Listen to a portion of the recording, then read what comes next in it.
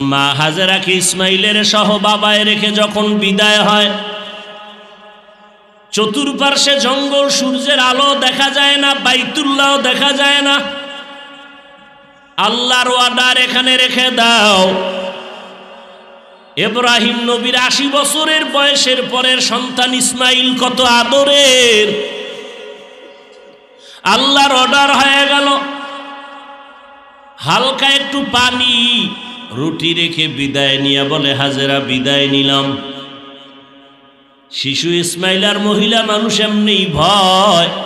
ইব্রাহিম নবী যখন ছেলে আর স্ত্রীকে রেখে চলছে, মা হাজেরা বলে, ও স্বামী, এই নির্জন জঙ্গলের মধ্যে কোনো মানুষ নাই, আমাদের একা রেখে কই যান? কে রাখতে বলল? ইব্রাহিম নবী বলে, ও বিবি হাজেরা, আমার ইচ্ছায় আমি রাখি নাই, আমার আল্লাহ তাআলার অর্ডার। মা হাজেরা যখন শুনলেন আমার আল্লাহ তাআলার হুকুম, মা হাজেরা ডাক দিয়ে কয়, স্বামী আমার আল্লাহ যদি আদেশ করে আমার কোনো অন্তরের মধ্যে দুঃখ নাই, আপনি যাইয়া আমাদের জন্য কলিজা ভরে দোয়া করবেন। আর যদি মাঝে মাঝে সময় পান, আমি হাজেরার খবর নেওয়ার কোনো দরকার হবে না রে স্বামী।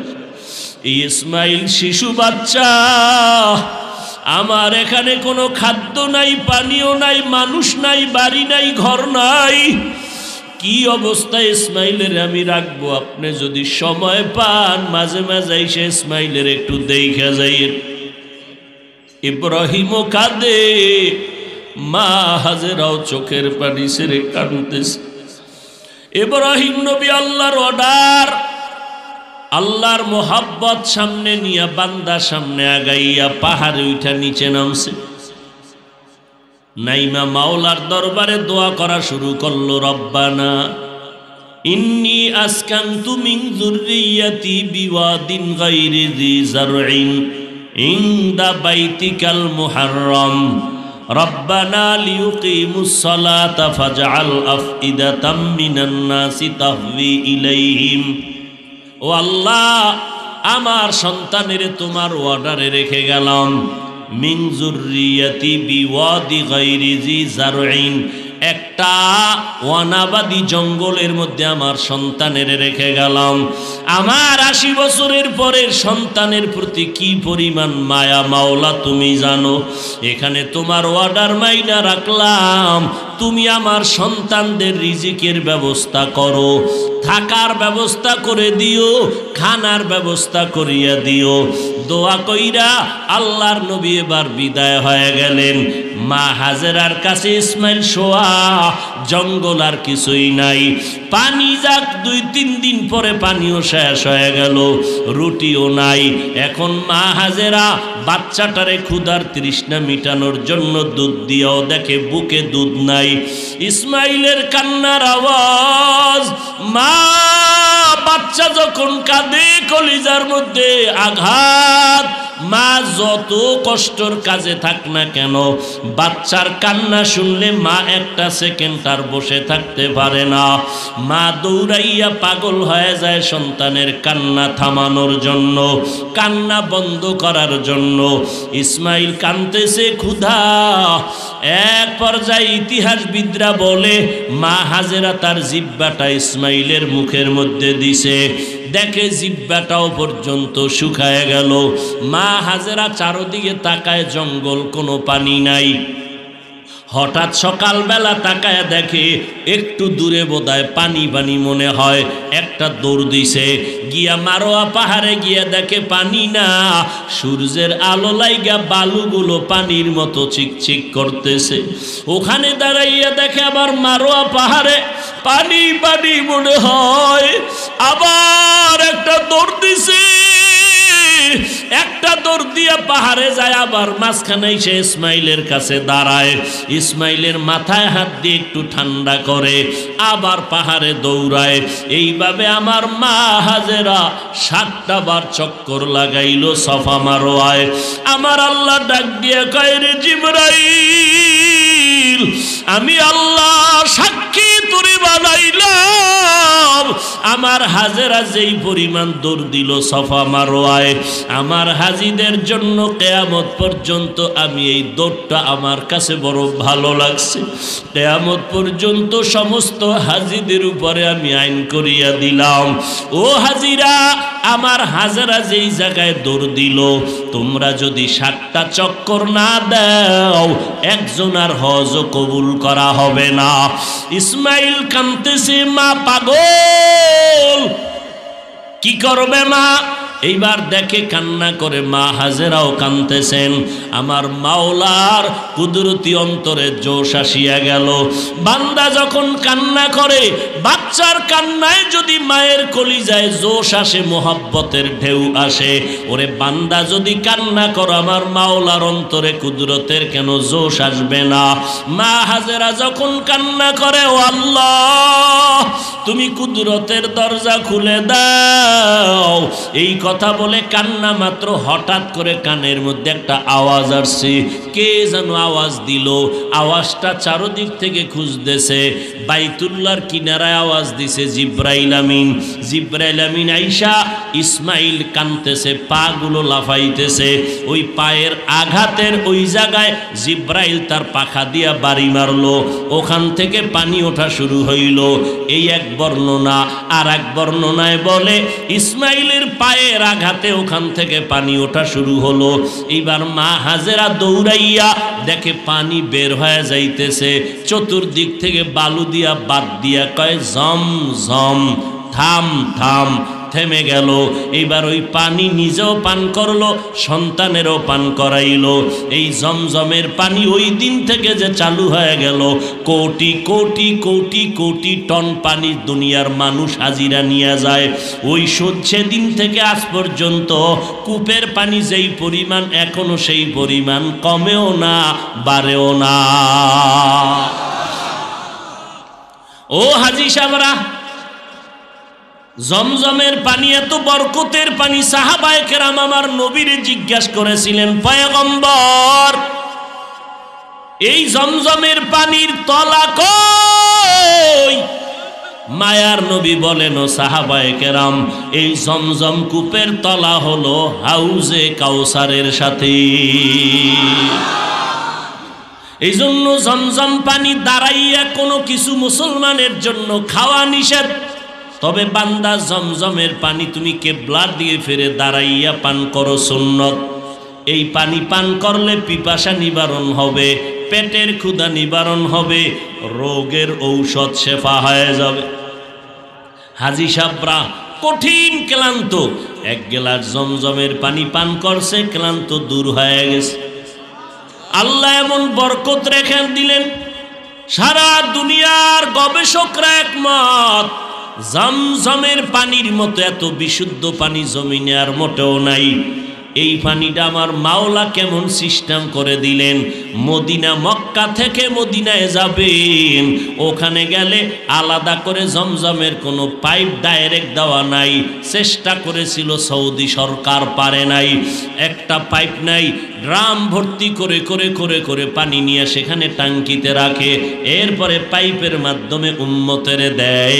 এই জমজমের পানি, ও বান্দা তোমার কোনো যদি ঔষধ না থাকে, ঘরের মধ্যে জমজমের পানি রাখবা, যত মারাত্মক রোগী হোক না কেন, আল্লাহর মোহাব্বতে যদি জমজমের পানি পান করো, তোমার সুস্থতা আল্লাহ ফিরায় দিবি। কাদের কুদরত দারি বার কামাল, আন্তা রব্বি আন্তা হাসবি যুল জালাল, তুহি কাদের জলিলুল্লাহ জাহাদার, বহর হালি তুহি মেরা নেগাহদার। ও আল্লাহর বান্দারা, ওই হজের ভেতরে দৌড়াও। এবার কাফন বাঁধছো, মিনায় যাও, তাড়াতাড়ি রাত্রি যাপন করো। ওখান থেকে বান্দা দেরি না করে আরাফার ময়দানে চলে যাও। আরাফার খোলা ময়দানে আসমানের দিয়ে তাকাইয়া আমার মাওলার কাছে ইস্তেগফার করো আর কান্না করো, ও আল্লাহ এই ময়দান থেকে তুমি আমারে খালি ফিরাইয়া দিও না। এই আরাফার ময়দানে আল্লাহর বান্দারা খোলা আকাশে সূর্য অস্ত হওয়া পর্যন্ত কান্নার আওয়াজ।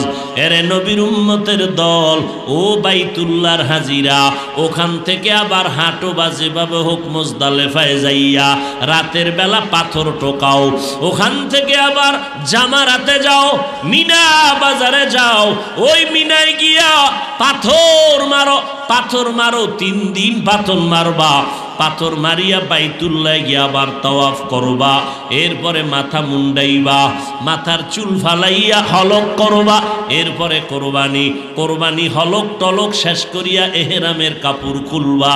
মাওলার দরবারে পুরা কাজটাই হলো পাগলামির আওয়াজ। কিন্তু সাবধান, মুহাম্মদের দরবারে যখন যাবিরে হাজি, খবরদার আমার মুহাম্মদের দরবারে কোনো পাগলামি চলবে না। আমার দরবারে বহু পাগলামি করছো, এ বান্দা গোসল করো নাই, টুপি দাও নাই, জুতা পরো নাই, গেঞ্জি পরো নাই, পাগল। কিন্তু আমার মুহাম্মদের দরবারে যাবি, ওখানে পাগলামি চলবে না। এখানে তাড়াতাড়ি গোসল কইরা পরিষ্কার হ, জুতা পর, টুপি পর, এরপরে মানুষের মতো একটা সুরত দইরা আমার মদিনার রওজার যখন কাছে যাবি, জিব্বাটারে কষ্টের দিয়া বান্ধা নিবি। আমার ঘরের সামনে জোরে লাব্বাইক না বললে আমি বেজার, আর আমার বন্ধুর কাছে জোরে আওয়াজ দিবি, তোর সওয়াব কাটা। নবীরে সালাম দিবি, কোনো আওয়াজ যেন না হয়। আমার নবীর দরবার বড় আদবওয়ালা দরবার।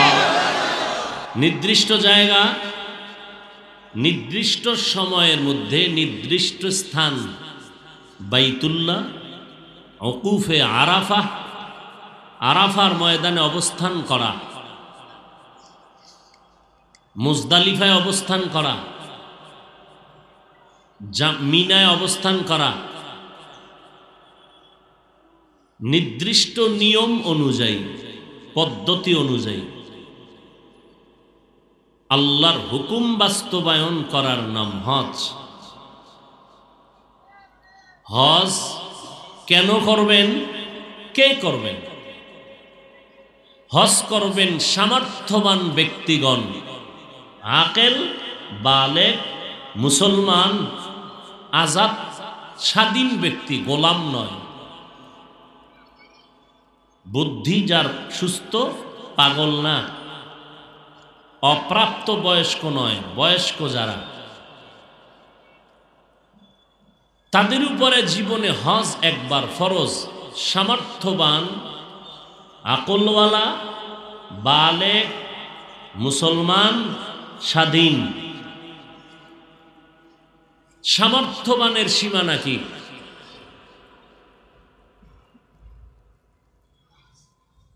আপনি বাইতুল্লাহর হজের সফরে গিয়া থাকতে গিয়া যত টাকা খরচ লাগবে, খুব খেয়াল করেন, বাইতুল্লাহে আপনি হজের সফর কমপ্লিট করতে গিয়া যত টাকার খরচ আপনার প্রয়োজন, কত লাগবে বলেন তো? আপনারা আমার সহযোগিতা করেন, কত লাগবে? 10 লাখ লাগবে? এই মিয়া, হজের ব্যবসা করেন কি? 7 লাখ নরমাল? 6,72,000, 7 লাখ ধরেন। এই 7 লাখ ওখানে থাকতে থাকতে সহ পকেট খরচ টরচ টুকটাক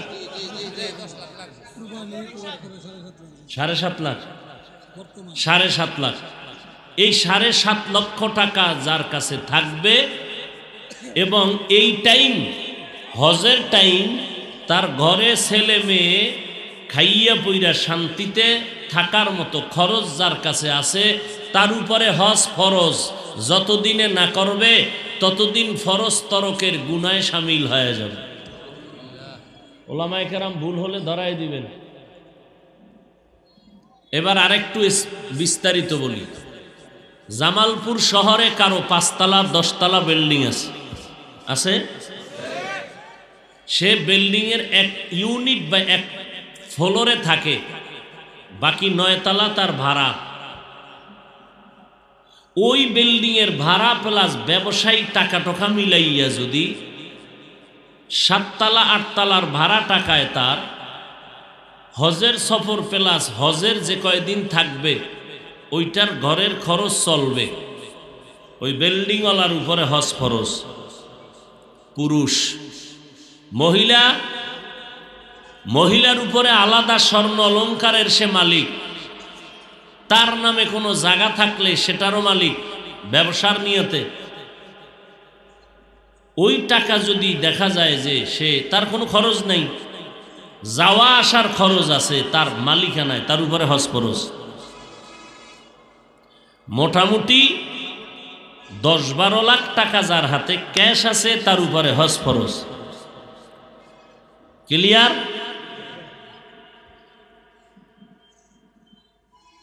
এবার হজ করতে গিয়ে কিছু মানুষ গোলক ধাঁধার বেড়া জালে পড়ে আছে। হজ করা যে কত বরকতের জিনিস। হজে যান, টাকা আছে, বলে না মা বাবারে না নিয়ে কেমনে যাই, এই ধারণা গুনাহ। বলেন এই ধারণা করা গুনাহ। মা বাবার উপরে হজ ফরজ হয় না, আপনার উপরে ফরজ, আপনাকে করতে হবে। মা বাবা না নিয়ে কেমনে যাই, এই ধারণা অপরাধ। আবার কেউ বলে দেনা ফেনা আসি তো, এই দেনা রাইখা কেমনে যাই, এটাও অপরাধের আওতাভুক্ত। এই কথাগুলো মাইয়া বলা ছোট, এগো রেখে কেমনে যাই, এগো নিয়ে কেমনে যাই, সব ভাওতাবাজি, ধোকাবাজি। বুঝতে হবে তার অন্তরে আল্লাহর মোহাব্বতের পার্সেন্ট কম।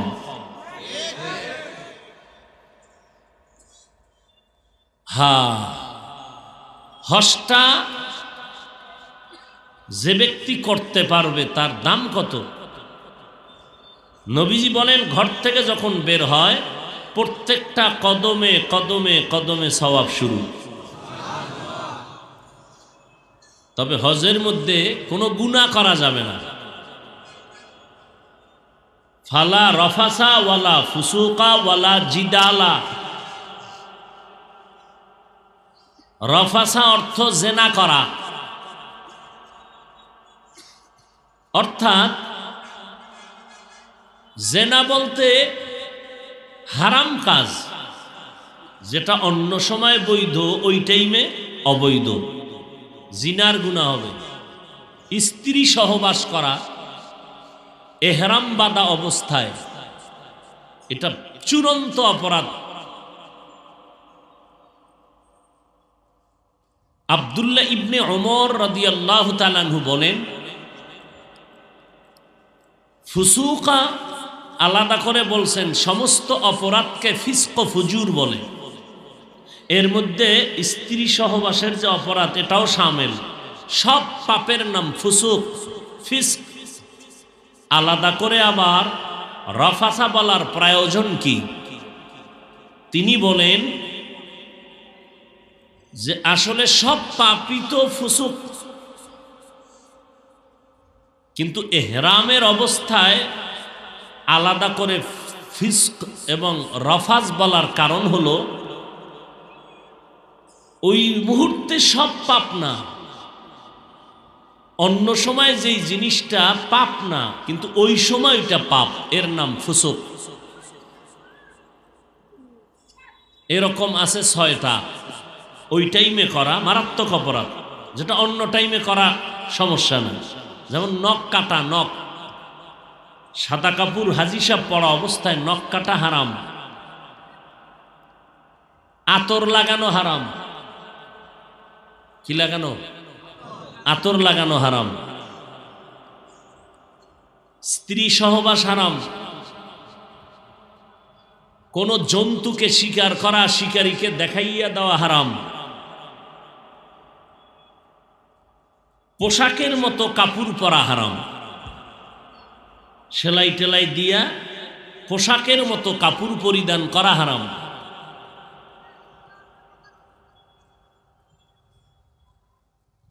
তাহলে সবই ফুসুকের মধ্যে শামিল।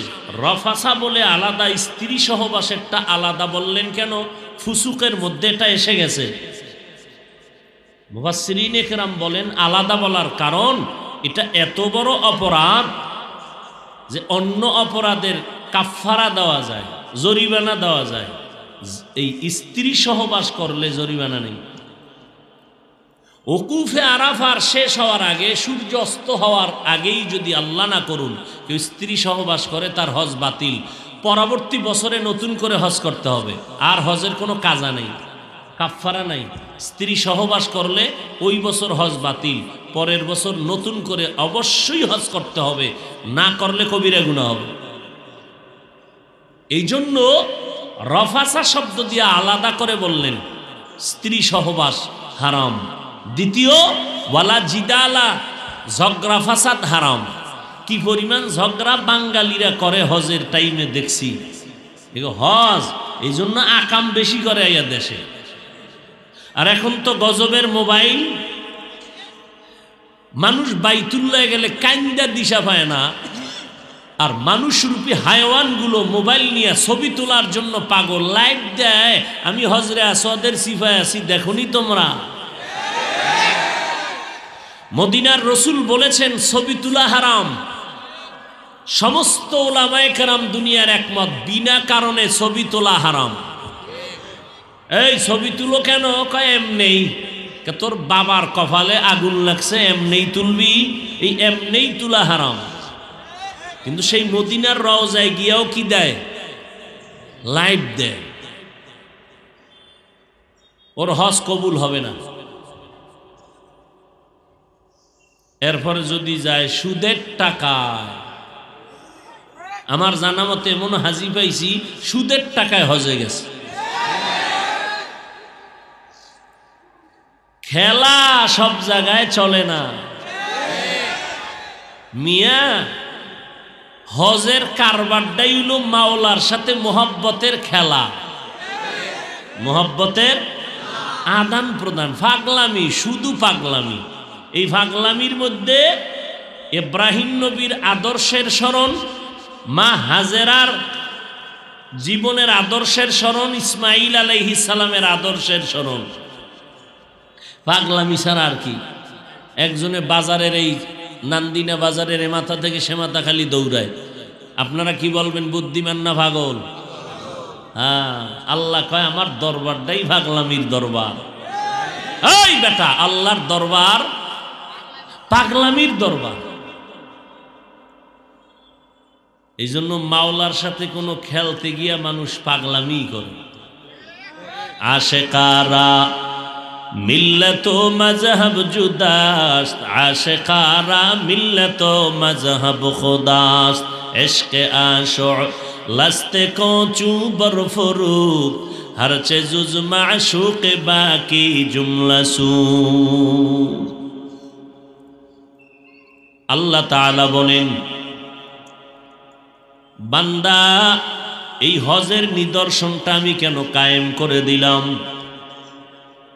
ভালো করে রহস্যটা উদ্ঘাটন করে নাও।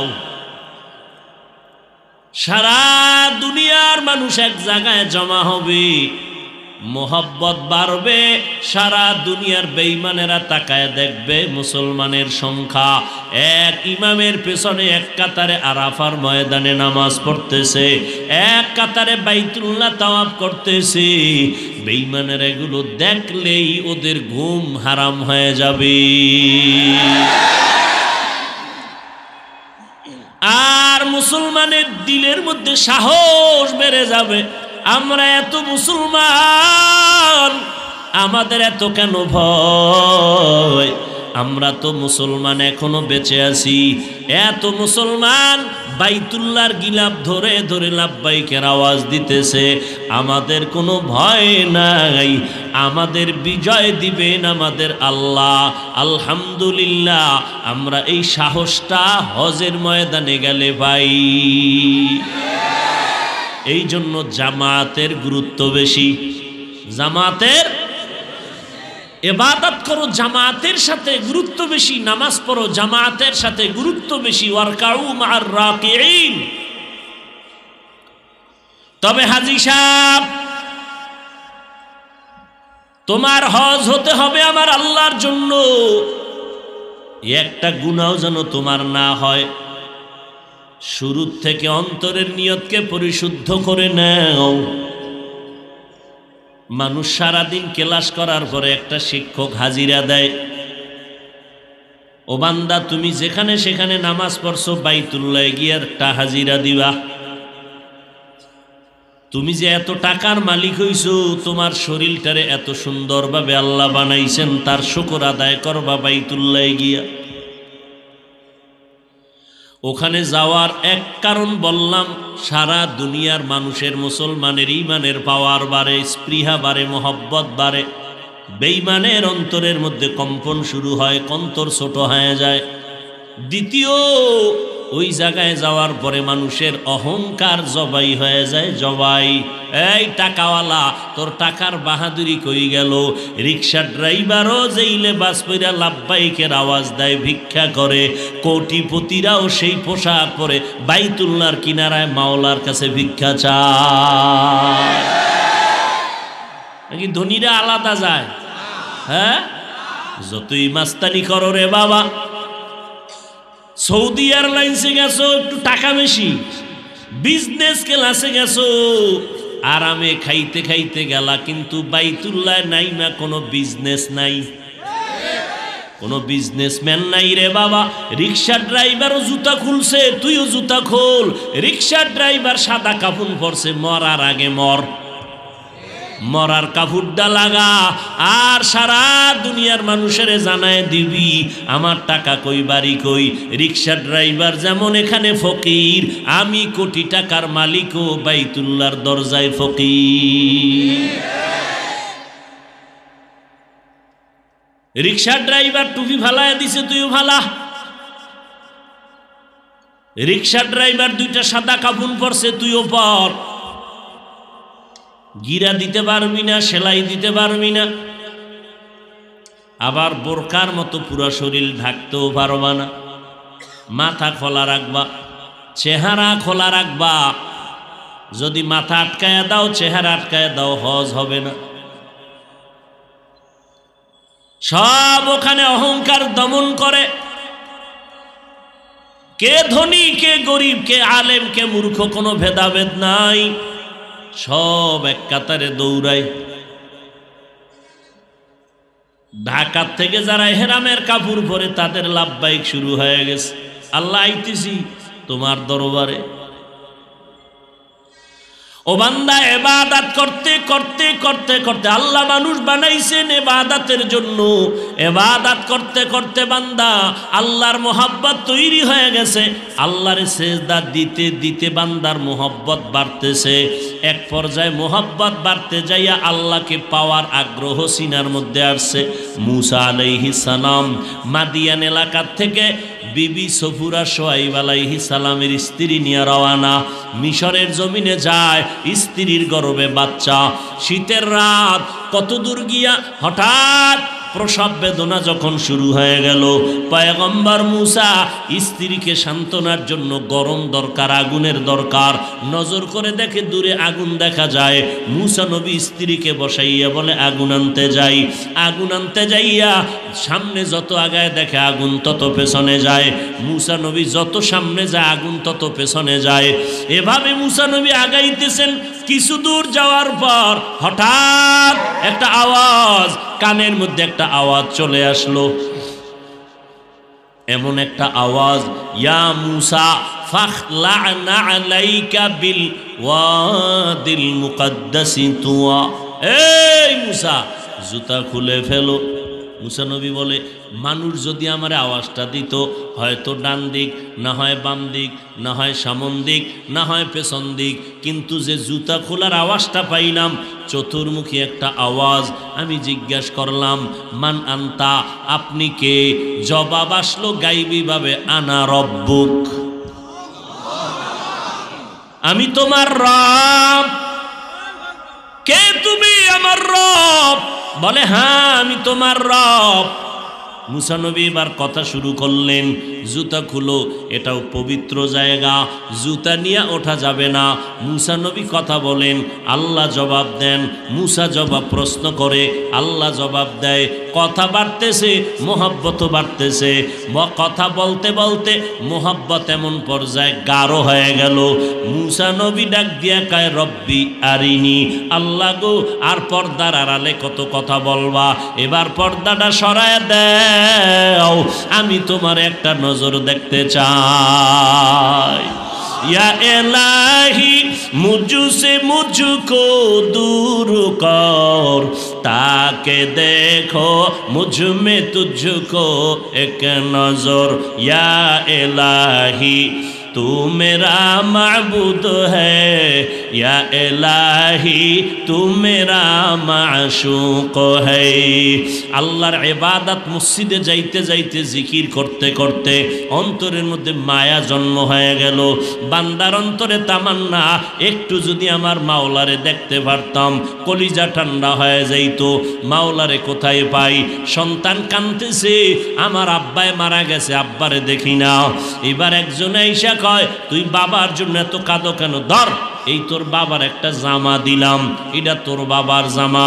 সন্তান জামাটা পাইয়া বুকের মধ্যে লাগাইয়া চেপে ধরে কান্না করে, আমার বাবারে পাই নাই, তবে আমার বাবার ব্যবহারের জামাটা পাইছি।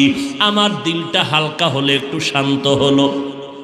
আল্লাহর আশিক যারা পাগলের দল, এই বান্দাগুলো আমার আল্লাহরে তালাশ করে, ইবাদতের মধ্যে ওরা আল্লাহরে তালাশ করে, জিকির করে আর অন্তর দিয়ে আমার মাওলারে তালাশ করে, খানা খায় আমার মাওলার তালাশ করে, আসমানের দিকে তাকায় আর আমার মাওলার তালাশ করে। ওই আল্লাহরে সিজদা দেই, আল্লাহরে কই পাই? আমার আল্লাহ ডাক দিয়ে কয়, আমারে দুনিয়ার জমিনে তুই কখনো তালাশ করিয়া পাবি না, তবে আমার নমুনা কিছু রাইখা দিলাম, যদি ওখানে যাইতে পারো একটু মোহাব্বত অন্তরে তাসাল্লি হবে, শান্ত হবে। আমি একটা ঘর বানায় রাখছি, বাইতুল্লাহ তার নাম, আমার ঘর, ওইটা আমার ঘর। জামালপুরের মসজিদও আল্লাহর ঘর, জাতীয় মসজিদ বাইতুল মুকাররম আল্লাহর ঘর, কিন্তু আল্লাহ ডাইরেক্ট কয় নাই বাইতুল্লাহ। ওই মক্কা নগরীর ঘরটাকে আমার আল্লাহ বলেছেন এটা আমার ঘর বাইতুল্লাহ। এই বাইতুল্লাহ আমার ঘর। মদিনার নবী বলেন, ওই বাইতুল্লাহ আমার আল্লাহর ঘর। ওখানে গিয়া যদি বাইতুল্লাহর হজরে আসওয়াদ পাথরটায় চুমা খাইতে পারো, ওরে আল্লাহর বান্দা, আমার মাওলার কুদরতের হাতে চুমা খাওয়ার বরকত পেয়ে যাবি। বাইতুল্লাহর দরজাটা আর হজরে আসওয়াদের মাঝখান জায়গাটাকে মুলতাজাম বলা হয়। ওখানে গিয়া যদি সিনাটা লাগাইয়া দিতে পারো, ওই বাইতুল্লাহর দরজা আর হজরে আসওয়াদ পাথরের মাঝখান জায়গা মুলতাজাম বলা হয়। ওই জায়গায় বুকটা লাগাইয়া যদি চাপ দিতে পারো, ও বান্দা তুই মাওলার সাথে কুদরতের মোলাকাতের বরকত পেয়ে যাবি। या इलाही तू मेरा माबूद है, या इलाही तू मेरा माशूक है। হজের নিদর্শন হলো আমার মাওলার মোহাব্বতের পাগলামি, আর কিছুই না। আমার দরবার পাগলামির দরবার। এখানে বান্দা আইসা তুই পাগলের মতো আগে সাজতে হবে, পাগলের মতো আতর লাগাইতে পারবি না। এই সাদা কাপড় পরছু, এখন আর সাবান মাখতে পারবি না, বেরাস করতে পারবি না, এখন বেশি শরীরের মধ্যে ময়লা জয়লা পরিষ্কার করতে পারবি না। কারণ আমি মাওলার দরবার বড় কঠিন, পাগলামির দরবার। কারণ এখানে আমি আর তুই, মাঝখানে কিছু নাই। এখানে তুই আর আমি, আর কিছু নাই মাঝখানে। আমি আল্লাহ তোর মাবুদ, তুই আমার বান্দা। আমি তোরে বড় আদর করে বানাইছি। আমার বাড়িতে যখন তুই আসছো, আমি আল্লাহ পাক রব্বুল আলামিন তোর জন্য দরজা খুলে দিলাম। পাগলের সুরাতটা দইরা ল। এখানে কোনো পাগলামি সাহেব সাহেব ভাব নিয়ে চলা যাবে না। ওই বাইতুল্লাহর চারপাশে দৌড়াবি, পাগলের কাম শুধু দৌড়ানো। দৌড়াবি, তাওয়াব করবি আর আওয়াজ দিবি লাব্বাইক আল্লাহুম্মা লাব্বাইক, লাব্বাইক লা শারীকা লাকা লাব্বাইক, ইন্নাল হামদা ওয়ান নি'মাতা লাকা ওয়াল মুলক লা শারীকা লাক। বান্দা তুমি লাব্বাইকের আওয়াজ দাও, আস্তে দেওয়া যাবে না, খবরদার। মাওলার দরবারে আওয়াজ দিয়া তুমি বলতে হবে, আওয়াজকে ছোট করা যাবে না। তুমি বড় লোক মানুষ, আস্তে আস্তে বলবা, কাজ হবে না। ওখানে বান্দা জোরে জোরে আওয়াজ দিয়া লাব্বাইক বলবা। এভাবে 7টা চক্কর দিয়া মাকাম ইব্রাহিমের পেছনে গিয়া নামাজে পড়ে যাও। 2 রাকাত নামাজ পড়া আবার সফা মারওয়ায় দৌড়াও। ওই সফা মারওয়ায় 7টা চক্কর লাগাইবা। এখানে আমার হাজেরার নিদর্শন, ইব্রাহিমের স্ত্রী হাজেরার নিদর্শন। আমার হাজেরা ইসমাইলের কান্না বন্ধ করার জন্য ইব্রাহিম যখন আমার ইসমাইলের হাজেরারে সহ এই বাইতুল্লাহর কিনারা রেখে গেল, মানুষ নাই, চারদিকে জঙ্গল আর কিছুই নাই। এরে পর্দার আড়ালের আম্মা জান মা হাজেরা আমার মাওলার মোহব্বতে কেমন পাগলামি করেছেন। হাজেরার পাগলামিটা আমার আল্লাহর কাছে এত কবুল হয়ে গেল, কিয়ামত পর্যন্ত সমস্ত হাজিদের আল্লাহ আইন করে দিলেন, ও হাজিরা, আমার হাজেরা যেই জায়গায় ইসমাইলের জন্য দৌড় দিল, তোমরা যদি দৌড় না দাও একজনার হজ কবুল করা হবে না। সফা মারওয়ায় দৌড়ানো, মাই কিরম ডিস্টার্ব করে কেন ভাই? সফা মারওয়ায় দৌড়ানো আল্লাহর হুকুম বটে, তবে নিদর্শন মা হাজেরা। কারণ মা হাজেরাকে ইসমাইলের সহ বাবায় রেখে যখন বিদায় হয়, চতুর্পার্শ্বে জঙ্গল, সূর্যের আলো দেখা যায় না, বাইতুল্লাহ দেখা যায় না। আল্লাহর ওয়াদার এখানে রেখে দাও। ইব্রাহিম নবীর 80 বছরের বয়সের পরের সন্তান ইসমাইল কত আদরের। আল্লাহর অর্ডার হয়ে গেল, হালকা একটু পানি রুটি রেখে বিদায় নিয়ে বলে, হাজেরা বিদায় নিলাম। শিশু ইসমাইল আর মহিলা মানুষ এমনি ভয়। ইব্রাহিম নবী যখন ছেলে আর স্ত্রীকে রেখে চলছে, মা হাজেরা বলে, ও স্বামী, এই নির্জন জঙ্গলের মধ্যে কোনো মানুষ নাই, আমাদের একা রেখে কই যান, কে রাখতে বলল? ইব্রাহিম নবী বলে, ও বিবি হাজেরা, আমার ইচ্ছায় আমি রাখি নাই, আমার আল্লাহ তাআলার অর্ডার। মা হাজেরা যখন শুনলেন আমার আল্লাহ তাআলার হুকুম, মা হাজেরা ডাক দিয়ে কয়, স্বামী আমার আল্লাহ যদি আদেশ করে আমার কোনো অন্তরের মধ্যে দুঃখ নাই, আপনি যাইয়া আমাদের জন্য কলিজা ভরে দোয়া করবেন। আর যদি মাঝে মাঝে সময় পান, আমি হাজেরার খবর নেওয়ার কোনো দরকার হবে না রে স্বামী। ইসমাইল শিশু বাচ্চা, আমার এখানে কোনো খাদ্য নাই, পানীয় নাই, মানুষ নাই, বাড়ি নাই, ঘর নাই, কি অবস্থায় ইসমাইলের আমি রাখবো? আপনি যদি সময় পান মাঝে মাঝে এসে ইসমাইলের একটু দেখা যাইয়েন। ইব্রাহিমও কাঁদে, মা হাজেরাও চোখের পানি ছেড়ে কাঁদতেছে। ইব্রাহিম নবী আল্লাহর অর্ডার, আল্লাহর মোহাব্বত সামনে নিয়ে বান্দা সামনে আগাইয়া পাহাড়ে উঠা নিচে নামছে। নাইমা মাওলার দরবারে দোয়া করা শুরু করলো, রব্বানা ইন্নী আসকানতু মিন যুররিয়াতি বিওয়াদিন গায়রি যি যারইন ইনদা বাইতিকাল মুহাররম রব্বানা লিয়ুকিমুস সালাতা ফাজআল আফইদাতাম মিনান নাসি তাহভি ইলাইহিম। ও আল্লাহ, আমার সন্তানের তোমার অর্ডারে রেখে গেলাম, মিন যুররিয়াতি বিওয়াদি গায়রি যি যারইন, একটা ওয়ানাবাদী জঙ্গলের মধ্যে আমার সন্তানের রেখে গেলাম।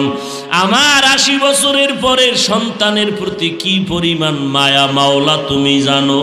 এখানে তোমার অর্ডার মাইনা রাখলাম, তুমি আমার সন্তানদের রিজিকের ব্যবস্থা করো, থাকার ব্যবস্থা করে দিও, খানার ব্যবস্থা করিয়া দিও।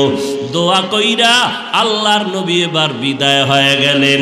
মা হাজেরার কাছে ইসমাইল শোয়া, জঙ্গল আর কিছুই নাই। পানি যাক 2-3 দিন পরে পানিও শেষ হয়ে গেল, রুটিও নাই। এখন মা হাজেরা বাচ্চাটারে ক্ষুধার তৃষ্ণা মিটানোর জন্য দুধ দিয়েও দেখে বুকে দুধ নাই। ইসমাইলের কান্নার আওয়াজ, মা বাচ্চা যখন কাঁদে কলিজার মধ্যে আঘাত। মা যত কষ্টর কাজে থাক না কেন, বাচ্চার কান্না শুনলে মা একটা সেকেন্ড আর বসে থাকতে পারে না। মা দৌড়াইয়া পাগল হয়ে যায় সন্তানের কান্না থামানোর জন্য, কান্না বন্ধ করার জন্য। ইসমাইল কাঁদতেছে ক্ষুধা। এক পর্যায়ে ইতিহাসবিদরা বলে মা হাজেরা তার জিহ্বাটা ইসমাইলের মুখের মধ্যে দিছে, দেখে জিহ্বাটাও পর্যন্ত শুকায় গেল। মা হাজেরা চারদিকে তাকায়, জঙ্গল, কোনো পানি নাই। হঠাৎ সকালবেলা তাকায় দেখে একটু দূরে বোধহয় পানি পানি মনে হয়, একটা দৌড় দিছে, গিয়া মারোয়া পাহাড়ে গিয়া দেখে পানি না, সূর্যের আলো লাইগা বালুগুলো পানির মতো চিকচিক করতেছে। ওখানে দাঁড়াইয়া দেখে আবার মারোয়া পাহাড়ে পানি পানি মনে হয়, আবার একটা দৌড় দিছে, একটা দৌড় দিয়া পাহাড়ে যায়, আবার মাঝখানে এসে ইসমাইলের কাছে দাঁড়ায়। ইসমাইলের মাথায় হাত দিয়ে একটু ঠান্ডা করে, আবার পাহাড়ে দৌড়ায়। এইভাবে আমার মা হাজেরা 7টা বার চক্কর লাগাইল সফা মারোয়ায়। আমার আল্লাহ ডাক দিয়ে কয়, রে জিবরাইল, আমি আল্লাহ সাক্ষী তোরে বানাইলাম, আমার হাজেরা যেই পরিমাণ দৌড় দিল সফা মারোয়ায়, আমার হাজিদের জন্য কিয়ামত পর্যন্ত আমি এই দৌড়টা আমার কাছে বড় ভালো লাগছে।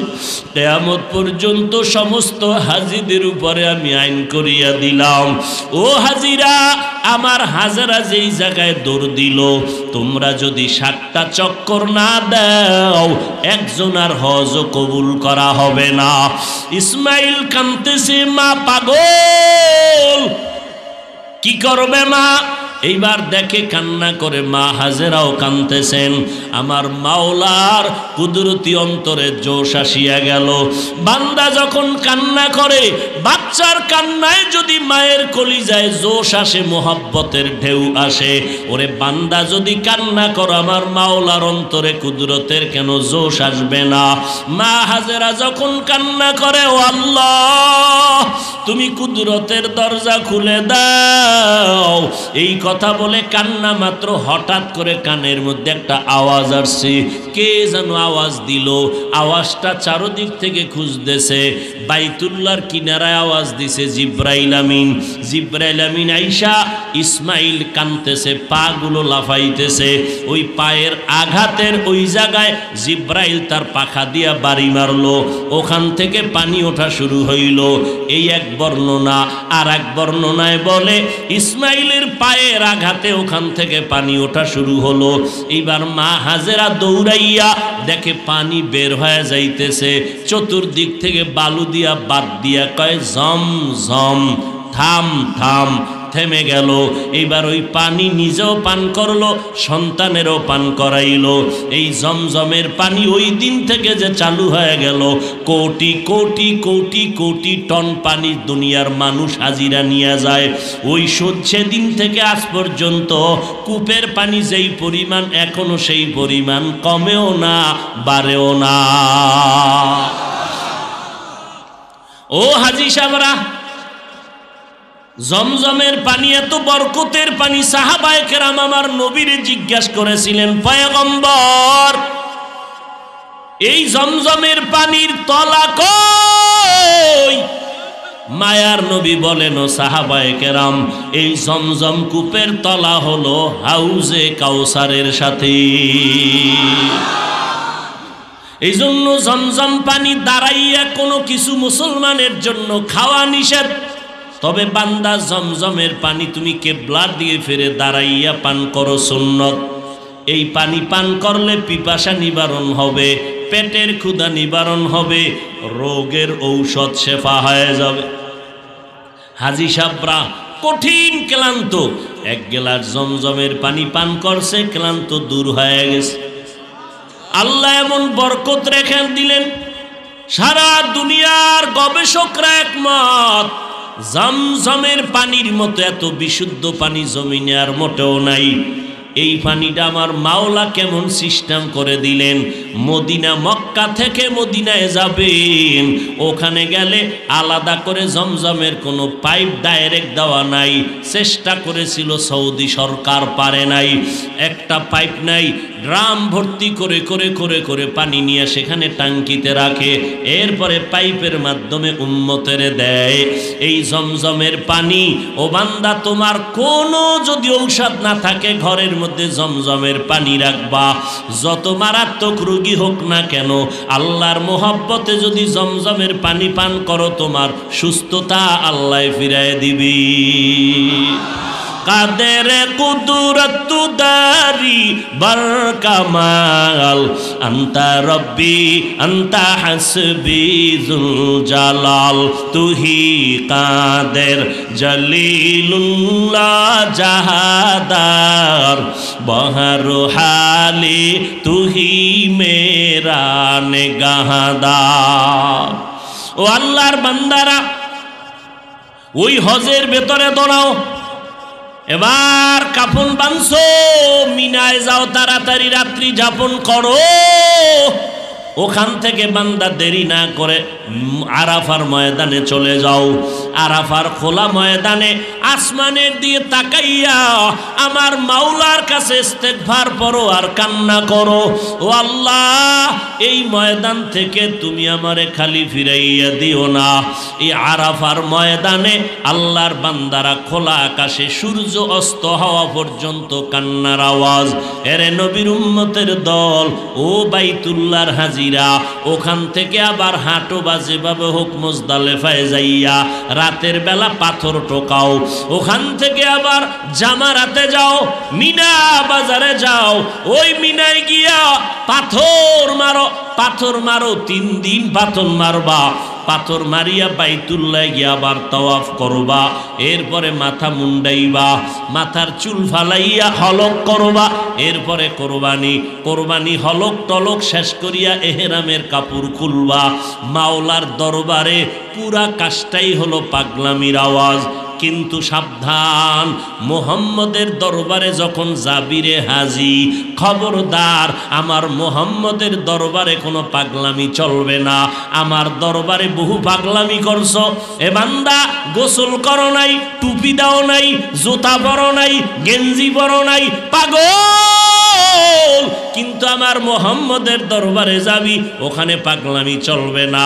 এখানে তাড়াতাড়ি গোসল কইরা পরিষ্কার হ, জুতা পর, টুপি পর, এরপরে মানুষের মতো একটা সুরত দইরা আমার মদিনার রওজার যখন কাছে যাবি, জিব্বাটারে কষ্টের দিয়া বান্ধা নিবি। আমার ঘরের সামনে জোরে লাব্বাইক না বললে আমি বেজার, আর আমার বন্ধুর কাছে জোরে আওয়াজ দিবি, তোর সওয়াব কাটা। নবীরে সালাম দিবি, কোনো আওয়াজ যেন না হয়। আমার নবীর দরবার বড় আদবওয়ালা দরবার। আমার নবীর দরবারে চিৎকার করে আওয়াজ দিবি না, হারাম। আর বাইতুল্লাহ যদি আওয়াজ ছাড়া লাব্বাইক বলো, কবুল হবে না। কারণ আমার দরবার আওয়াজ হলো চিৎকারের আওয়াজ। এই জন্য বান্দা, আমার দরবার হলো পাগলামির দরবার। আমার দরবার মোহাব্বতের দরবার। আর মোহাব্বতের দরবারে যারা ডুব দেয়, মোহাব্বতের কোনো সীমানা থাকে না, মোহাব্বতের কোনো স্কেল থাকে না। মোহাব্বত মানুষের অন্ধ বানায় দেয়, মোহাব্বত মানুষের অন্ধ বানায় দেয়। এই জন্য জমিনের মধ্যে যারা আমার মাওলা পাকের পাগল, এদের চলাফেরা আর আমাদের চলাফেরা ভিন্ন রকম হয়ে যায়। হঠাৎ একটা চিৎকার দেয়, কিরে লোকটা এরকম করে কেন? মাওলার পাগল হয়ে গেছে। এখন তুমি তারে পাগল পাগল বইলা হিংসা করিও না, কারণ ওই বান্দা যেই লাইনের পাগল, তুমি ওই লাইনে না থাকলেও তুমি অন্য লাইনের পাগল, তুমিও পাগল। ওই বান্দার পাগলামিটা আসল, তোমার পাগলামি নকল। ওই গোপালগঞ্জ একটা জেলা আসেনি, গোপালগঞ্জ জেলার মধ্যে একটা থানা আছে টুঙ্গিপাড়া, আসেনি? টুঙ্গিপাড়া থানার পার্শ্বে আছে স্বাধীনতার স্থপতি মরহুম শেখ মুজিবুর রহমানের জিয়ারতে আওয়ামী লীগ রাজনৈতিক নেতারা দৌড়ায়, কিন্তু ওখান থেকেই ৫-৭ কিলোমিটারও না, 2-3 কিলোমিটার পার্শ্বে গোটা জগতের একজন ওলিয়ে কামেল শামসুল হক ফরিদপুরি রহমাতুল্লাহ আলাই গওহারডাঙ্গা মাদ্রাসায় শায়িত আছেন। যেই শামসুল হক ফরিদপুরির হুঙ্কারে আইয়ুব খান পর্যন্ত মাথা নত করেছি। শামসুল হক ফরিদপুরি কলিকাতা আলিয়া মাদ্রাসায় ইংলিশ মিডিয়ামে উচ্চতর ডিগ্রি নিছেন, যথেষ্ট পরিমাণ জেনারেল লাইনও যথেষ্ট এলেমওয়ালা, আখেরাতের লাইনে এলেমওয়ালা। লালবাগ মাদ্রাসা, বিবারিয়া জামিয়া ইউনিসিয়া সহ মালিবাগ মাদ্রাসা, চৌধুরীপাড়া মাদ্রাসা, এরপরে ফরিদাবাদ মাদ্রাসা সহ সবগুলোর শিক্ষকতা করলেন। দীর্ঘদিন আল্লাহর বান্দা লালবাগ মাদ্রাসায় মুহাদ্দিসগিরি করলেন। ওই শামসুল হক ফরিদপুরি আধ্যাত্মিক জগতের রাহবার, তিনি এক বয়ান লিখতে গিয়ে বলেন, আল্লাহ কয়, ও দুনিয়ার মুমিনেরা, আমি শামসুল হক বললাম, ও দুনিয়ার পাগলেরা, কারণ দুনিয়াতে যত মানুষ হলো সব পাগল, এমন একটা মানুষ জমিনে নাই যেই মানুষটা পাগল না। কেউ ক্ষমতার পাগল, কেউ চাকরির পাগল, কেউ নারীর পাগল, কেউ গাড়ির পাগল, কেউ সৌন্দর্যের পাগল, কেউ সম্পদের পাগল, আর একদল মানুষ হলো আল্লাহর পাগল। যেই লোকটা ক্ষমতার পাগল, ও নামাজে দাঁড়াইয়াও খালি চিন্তা চেয়ার আসে না গেছে। যেই লোকটা বাড়ির পাগল, 24 ঘন্টা ঘুমের ভিতর বাড়ি বাড়ি হয়ে চিৎকার দেয়। যেই লোকটা নারীর পাগল, নারী নিয়ে গবেষণা, ফিকির জিকির, নারী নারী নারী নারী নারী। ওরে নারীর পাগল যদি নারী নারী জিকির করে, বাড়ির পাগল যদি 24 ঘন্টা বাড়ির জিকির করে, ওরে যারা আমার আল্লাহর পাগল, এরা কেন আল্লাহ আল্লাহ জিকির করবে না? अल्लाह अल्लाह क्या मुबारक नाम है, अल्लाह अल्लाह आशिकू का काम है। এরে আল্লাহর বান্দারা, অতএব টাকার পাগল তুমি, গাড়ির পাগল, কেউ নারীর পাগল, কেউ ক্ষমতার পাগল, কেউ টাকার পাগল। ও বাবা, আর একদল আল্লাহর পাগল। এখন তুমি চিন্তা করো কোন দিকের পাগল হইলে তোমার লাভ বেশি, চিন্তা করো। ও নবীর উম্মতেরা, বাড়ি বাড়ি পাগলামি করতে গিয়া বহু পাগল বাড়ি সাইরা খালি হাতে কবরে গেল। গাড়ির পাগলেরা গাড়ি সাইরা কবরে গেল, সাথে নিয়ে যাইতে পারলো না। ও আল্লাহর বান্দারা, নারীর পাগল নারী নারী করে করে খালি চলে গেল। এর সাথে নারী যায় নাই, বাড়ি যায় নাই, গাড়ি যায় নাই, বরং নিজের আপন জনেরা গেঞ্জিটা বেলেট দিয়া কেটে রাইখা দিল।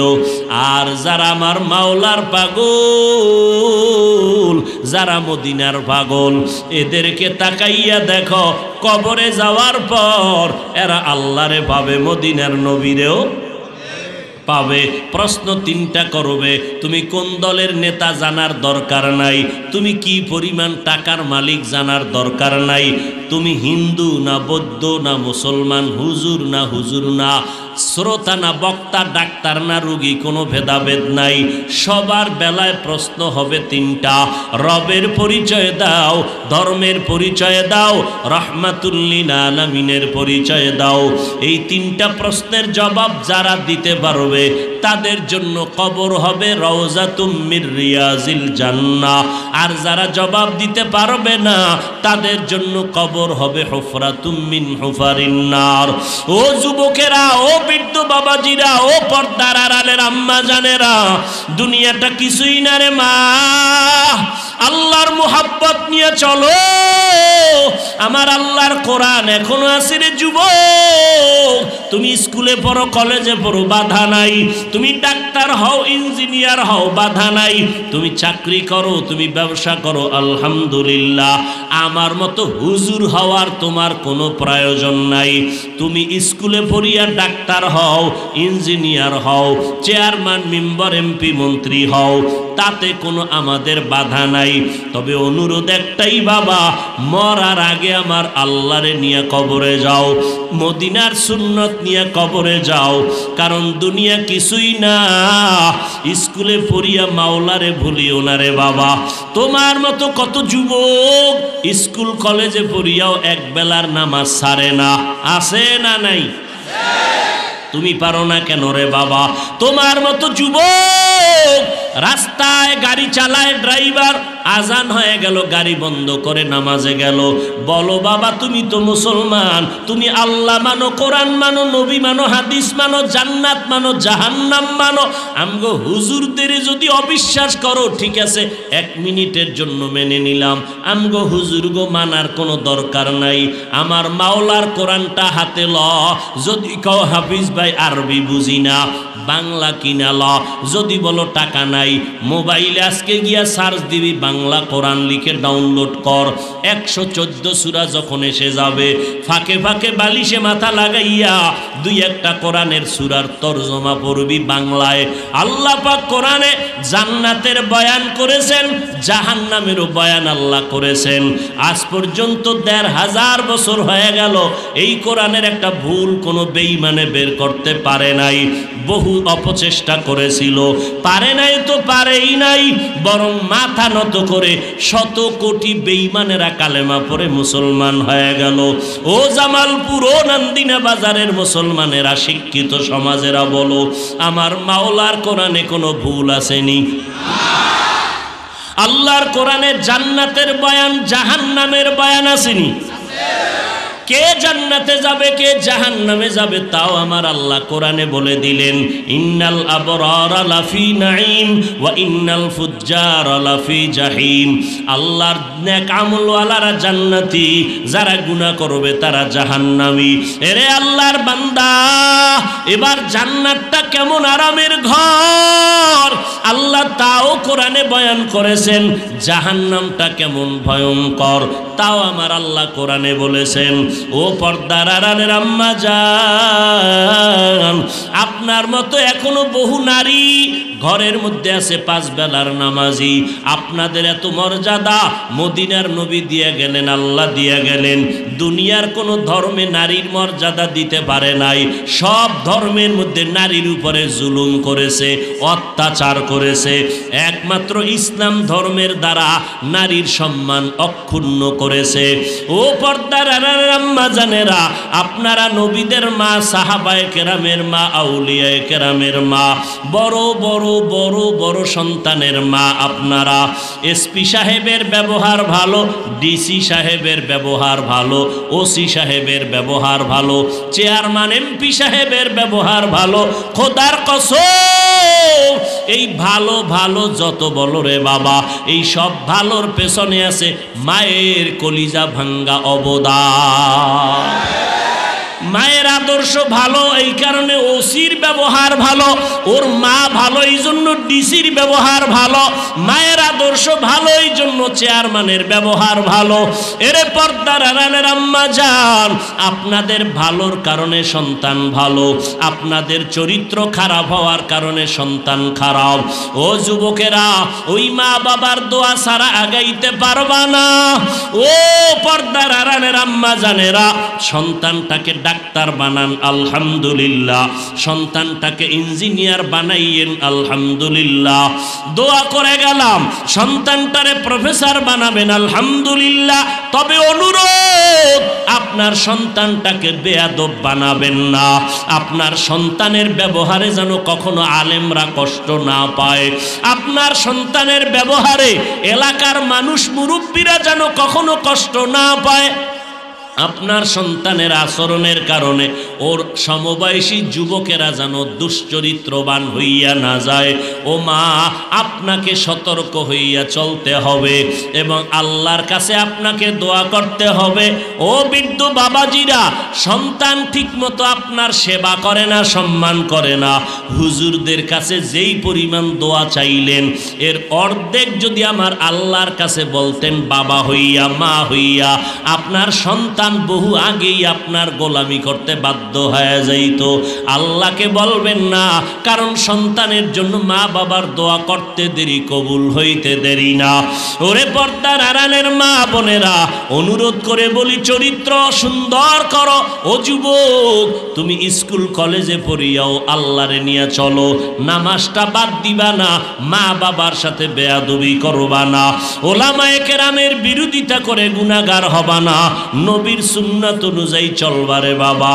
তোমার মতো যুবক মনটারে বুঝাইবা, ওই দুনিয়ায় তোমার মতো যুবক যদি চাকরি করিয়া নামাজ পড়ে তুমি কেন পারবা না? আল্লাহর কাছে তওবা করিও। কোন দিন জানি মরণ হয় জানা নাই, এমন একটা দিন নেই যে যুবকের মরণের লাশের খবর নাই। আজকে তুমি এখানে বয়ানে বসছো, আগামীকাল এই টাইমে হতে পারো তুমি কবরের যাত্রী। অতএব এখনই তৈরি হইয়া যাও। ও যুবক, আমাদের পাগল মনে করেছো? আজকে টুপিটা মাথায় দিলে মাথা গরম হয়, তোমার থেকে কম বুঝি না, এরপরও কেন টুপি ফালাই না? দাড়িটা রাখার কারণে যৌবনের ভাব চলে যায়, বুঝার পরেও কেন দাড়ি ফালাই না? লম্বা জামা গায়ে দেওয়ার কারণে শরীর গরম লাগে, তারপরও কেন ফালাই না? একমাত্র কারণ আমার মাওলার কালাম সত্য, আমার মায়ার নবীর বাণীও সত্য। কারণ আমার মায়ার নবী এমন সত্যবাদী, 63 বছর হায়াতে একটা মিথ্যা কথা নবী বলেন নাই। ওই নবীর কথা, ওই কোরআনের কথা, একটা কথাও মিথ্যা নাই রে বাবা। ওই কবরে যাওয়ার পরে যদি গুনাহ নিয়া যায়, আমি যত বড় বক্তা হই না কেন, যদি গুনাহগার হইয়া কবরে যাই, আল্লাহর ফেরেশতারা 3টা প্রশ্নের জবাব যখন করবে, গুনাহগারের একটা জবাব দিতে পারবে না। যারা নেক আমল নিয়া আল্লাহর মোহাব্বত নিয়ে কবরে যাবে, তারা জবাব দিবে রব্বি আল্লাহ দীনি আল ইসলাম, আমার রব আমার আল্লাহ, আমার ধর্ম আমার ইসলাম। নবীরে দেখায় বলবে চিননি। নবীর যারা সুন্নতের আমলওয়ালা আশিক, দেখা মাত্র সাথে সাথে চিনে ফেলবে। নবীজি বলেন, আমার আল্লাহ সাথে সাথে আওয়াজ দিবেন, গাইবি আওয়াজ, ও ফেরেশতা, আমার বান্দার জন্য কবরে বেহেশতের বিছানা দাও, জান্নাতের সাথে রাস্তা বানায় দাও। আল্লাহ না করুন, নবী বলেন, যারা তওবা না করিয়া গুনাহগার হইয়া বেনামাজি হয়ে কবরে যাবে, একটা প্রশ্নের জবাবও তারা দিতে পারবে না। আমার আল্লাহ সাথে সাথে আওয়াজ দিবেন, ও কবরের ফেরেশতা, এই নাফরমান গুনাহগার বেনামাজির আর কোনো প্রশ্ন করিও না, কবরের ভেতরে জাহান্নামের বিছানাটা দিয়া দাও, আগুনের বিছানা দাও, জাহান্নামের সাথে রাস্তা বানায় দাও। আল্লাহ বলবেন, এরে কবরের মাটি, এই নাফরমান আমার দেওয়া পানি, আমার দেওয়া সূর্যের আলো, চাঁদের আলো, বাতাস, জমিনের ফসল, গাছের ফল খাইলো, নদীর মাছ খাইলো, এত বড় নিমক হারাম, একবারও আলহামদুলিল্লাহ বলে শুকর আদায় করে নাই। ওলামায়ে কেরাম পায়ে ধরে ধরে নামাজের কথা বলতো, নামাজ পড়ে নাই। এখন আর দেরি করা যাবে না, ও কবরের মাটি, জোরে জোরে এরে চাপ দাও। এত জোরে চাপ দিবে পাজরের হাড় চুরমার হয়ে যাবে। আম্মা জান আয়েশা বলতেছেন, আমি একদিন দেখি মায়ার নবী আমার রুমের মধ্যে বসে বসে গুনগুন গুনগুন করে কান্না করে। আম্মা জান আয়েশা বলে, নবী কেন কাঁদেন? মায়ার নবী বলেন, ও আয়েশা, হাসরের ময়দানের ভয়ঙ্কর শাস্তির কথা মনে পড়ার কারণে কান্না করি। এমন ভয়ঙ্কর হবে হাসরের মাঠ। আম্মা জান আয়েশা বলেন, কেমন ভয়ঙ্কর? নবী বলেন, এই জমিনটাই হবে কিয়ামতের মাঠ। আল্লাহর আদালত হবে সিরিয়ার জমিনে। আল্লাহ পাক সব মানুষকে উলঙ্গ দাঁড় করাবে, নারী আর পুরুষেরা সব উলঙ্গ অঙ্গ হাসরের ময়দানে দাঁড়াবে। আমার আল্লাহ বলবে সূর্য তুই নিচে নেমে আয়, তোর যত গরম জমিনে ছেড়ে দে, সূর্যের গরমে মাটির জমিনটা তামা হয়ে যাবে। ওদিকে জাহান্নামের আওয়াজ, জাহান্নাম চিল্লাইতে থাকবে, ও আল্লাহ বেনামাজি গুনাহগারগুলো আমার পেটে দাও, সহ্য করা যায় না। আল্লাহ বলবে জাহান্নাম একটু অপেক্ষা কর। ওদিকে আমার আল্লাহ রাগান্বিত আওয়াজ দিবেন। মায়ার নবী বলেন আয়েশা, এমন কঠিন হালাত হবে যে সমস্ত হাসরবাসীরা কান্না শুরু করবে, এমন কি যে সমস্ত নবীদের কোনো গুনাহ নাই, নবীরাও পর্যন্ত কান্না শুরু করবেন।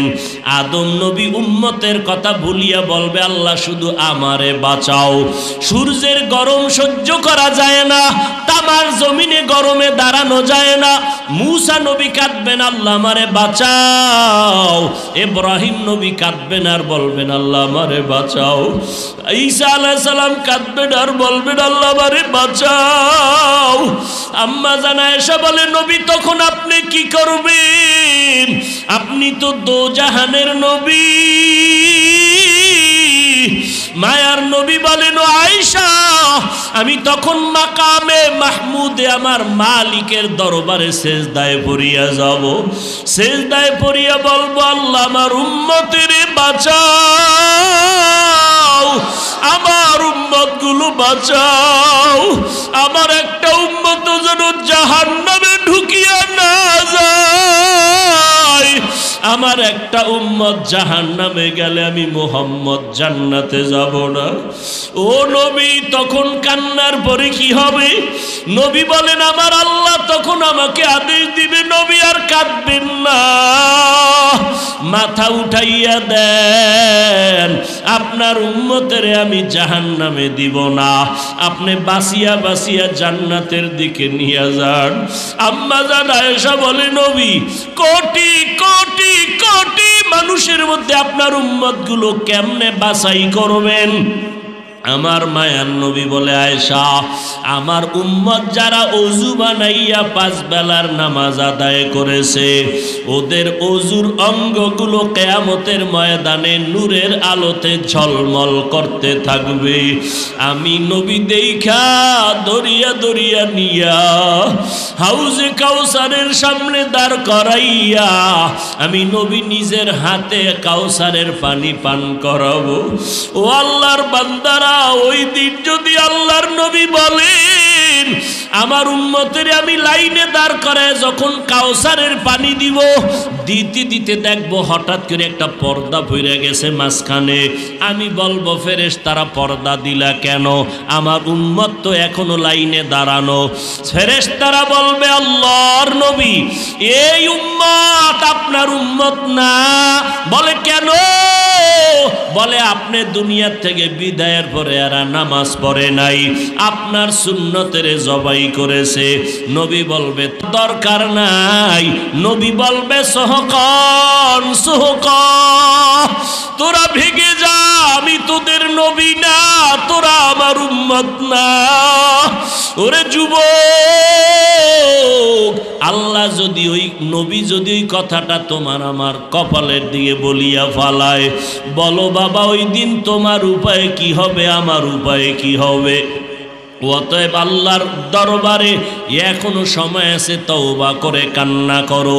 মরিয়া গেলে যাবা, হায়াতের মালিক আল্লাহ, ইজ্জতের মালিক আল্লাহ, রিজিকের মালিক আল্লাহ।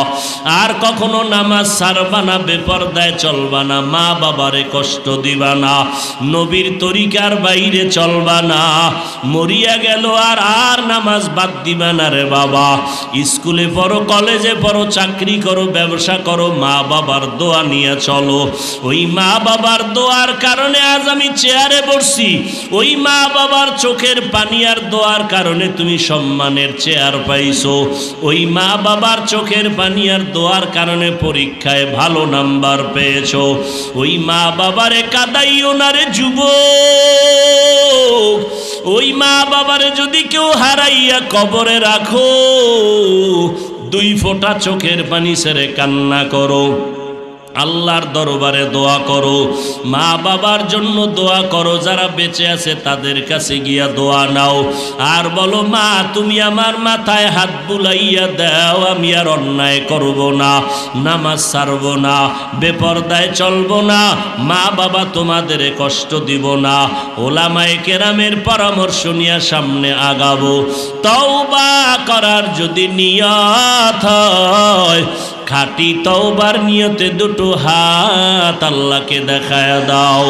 আয় আল্লাহ আমাদের হাতগুলো কবুল করে নেন, তওবা কবুল করে নেন, তওবার উপরে মজবুত হইয়া চলার মতো তৌফিক দান করেন।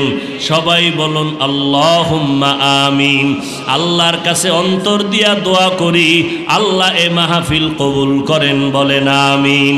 আলহামদুলিল্লাহি রাব্বিল আলামিন, ওয়াসসালাতু ওয়াসসালামু আলা সাইয়্যিদিল আমবিয়াই ওয়াল মুরসালিন ওয়া আলা আলিহি ওয়া আসহাবিহি আজমাইন। মদিনার নবী বলেন, দোয়ার আগে যদি অন্তর ভরিয়া নরম ভাষায় দিল লাগাইয়া যদি 3 বার ইয়া আরহামার রহিমিন বলতে পারো, ওই দোয়াটা খালি হাতে আর ফেরত যাবে না। দিল খুলিয়া জবানে বলো, মোহাব্বতে বলো, ইয়া আরহামার রহিমিন, ইয়া আরহামার রহিমিন, ইয়া আরহামার রাহিমিন। আল্লাহুম্মা ইন্নাকা আফুউন কারীম তুহিব্বুল আফওয়া ফা'ফু আন্নী। আল্লাহুম্মা ইন্না নাসআলুকা রিযাকা ওয়াল জান্নাহ ওয়া নাউযু বিকা মিন সাখাতিকা ওয়ান নার। ও দয়ার মালিক, কুদরতের নজর দিয়া তাকাইয়া দেখি কত ওলামায়ে কেরামরা হাত তুলছেন। আয় আল্লাহ, কত সাদা দাড়িওয়ালা মুরব্বী হাজী সাহেব, আয় আল্লাহ কত ব্যবসায়ী, কত চাকরিজীবীরা, আয় আল্লাহ আমার কলিজার যুবকেরা, আমার ছাত্র ভাইরা, পর্দার আড়ালের মা বোনেরা, এ আল্লাহ 5 দিন পর্যন্ত আর আলোচনা শুনছেন। আয় আল্লাহ বসারও জায়গা নাই, দাঁড়াবারও জায়গা নাই। আয় আল্লাহ এরা কেন আসছে? টাকা চায় না, বাড়ি চায় না, জাহান্নাম থেকে মুক্তি চায়। আয় আল্লাহ দুনিয়াতে যেদিন আসছিলাম কত পবিত্র, মা বাবা কত আদর করেছিলেন, আজকে শয়তানের ধোকায় গুনাহ করিয়া সেই জীবনটারে নাপাক বানাইয়া ফালাইলাম। গুনার দিকে তাকাইয়া দেখি আমার হাত 2টা নাপাক, গুনার কারণে আমার জিহ্বা নাপাক, আমার চোখ 2টা নাপাক, আমার অন্তর নাপাক। এই চেয়ারে বসিয়া বয়ান করার আমার এলেম নাই, কোনো আমল নাই। আয় আল্লাহ আপনি দয়া কইরা সম্মানের জায়গায় বসাইছেন, গুনার কারণে ফালাইয়া দিয়েন না রে আল্লাহ। আয় আল্লাহ যাদের আয়োজনে কষ্ট মেহনত এই মাহফিল হলো, তাদের আপনি কবুল করে নেন। আয় আল্লাহ হেদায়েতের জরিয়া হিসাবে মাহফিল কবুল করে নেন। আয় আল্লাহ পুরা এলাকার ঘরে ঘরে শান্তি আর